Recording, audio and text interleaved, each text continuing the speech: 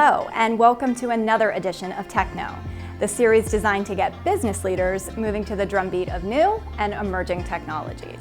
Today is part 2 of our hyper-automation doubleheader.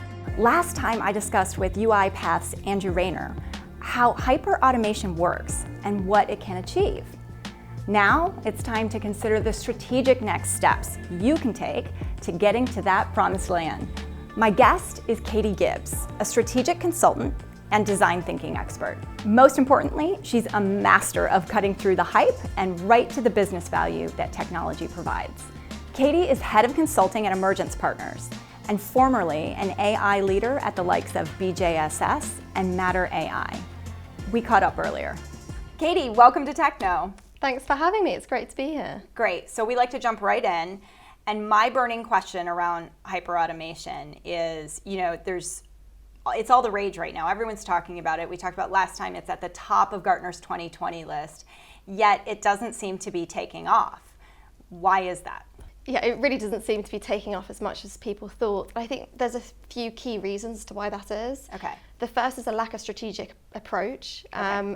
30% of senior leaders have cited a lack of strategic thinking as a barrier to automation. Mm-hmm. So clearly that's one of the key problems. We see that with a lot of the technologies we cover here on TechKnow. It's a common issue. And then I think the other issue is because it's not strategic, a lot of the automation implementations happen at a departmental level and they happen in silos. So it means that you keep getting caught in this proof of concept loop rather than really thinking about how you can scale automation and use it to help achieve your strategy. So little pockets of hyperautomation that aren't connecting? Yeah, almost walled gardens where people are doing their own thing in different areas. Mm-hmm. And then thirdly, there's resistance. And of course, there's resistance from employees who are a bit nervous about what it means and they're not bought into the vision for automation because a lot of companies don't have it. Mm-hmm. But there's also resistance from the C-suite a lot of the time. Mm-hmm. Because it's being done at a departmental level. They're not really bought into the value that hyperautomation can bring, and they might actually be a bit confused about what it means and all the hype that surrounds it. Okay, well, which is why we're here. Exactly. Well then, what does it mean then to formulate a hyperautomation strategy? What are some practical steps that leaders can take when they're thinking about that? So first and foremost, Joe, they have to set a clear vision for the future. Okay. So zoom out, think 5-10 years time. Mm-hmm. What do they want to be known for? What do they want their customers to know them for? Mm-hmm. And then zoom in and think about where the gaps lie and really challenge themselves whether hyper-automation technologies can help deliver that vision for the future. And if so, then in order to avoid these random acts of automation, the optimal approach to take is a people-centric approach. Mm-hmm. So go and speak to your end users, go speak to your back office staff and understand what their pain points are and understand how hyper-automation can help deliver benefits to them. Okay. And that has the added benefit of not only really getting to the crux of some key problems on the ground, mm-hmm. but also getting your staff bought into your hyper-automation journey from day one because they can see the value it's going to deliver to them as individuals. Right, so you explained that so succinctly. Why is there so much confusion when it comes to hyperautomation, so much jargon?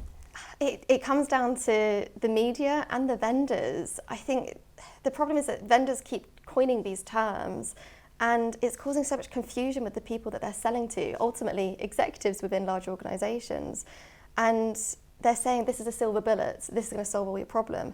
And no technology can do that, as we know. So I think it really just comes down to senior leaders asking for independent advice, okay. Speaking to friends and people within their network who've been through the hyperautomation journey or have real knowledge in that space to help cut through all that noise and provide truly agnostic advice.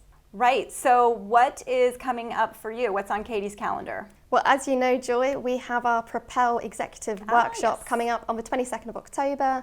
It's all online, it's free, it's only 75 minutes, and it's been designed to help senior leaders embrace the opportunities that disruption offers. Excellent. So we'll very obviously excited. Yes, I am too. We will obviously link to that in the show notes so that everyone can check that out and hopefully sign up to attend. And one last question for you then is, what recommendation do you have for our virtual shelf? So mine's actually a very short piece. It's an article that our CEO David wrote, and it really cuts through a lot of the noise surrounding hyperautomation, but it goes into it in a bit more detail than what we've discussed today. And I think it's a great starting point if you want to find out more.